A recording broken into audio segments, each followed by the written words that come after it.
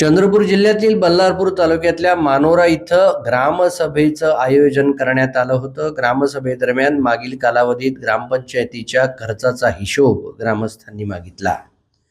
मात्र मागणी करूनही समाधानकारक हिशोब उपलब्ध न करून दिल्यानं ग्रामस्थांमध्ये नाराजी निर्माण झाली.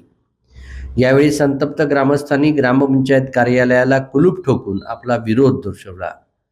ग्रामपंचायतीमध्ये प्रशासक कार्यरत असून माजी सरपंच जीवनमाला ढोंगे यांच्याकडे जबाबदारी आहे, तर ग्रामसेवक म्हणून नंदेश्वर मॅडम कार्यरत असल्याची माहिती ग्रामस्थांनी दिली.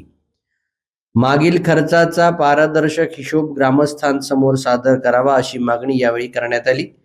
दरम्यान प्रशासक ढोंगे यांनी पोलिसांना पाचारण करत ही माहिती दिली. सोबत संवर्ग विकास अधिकाऱ्यांनाही याची माहिती दिली.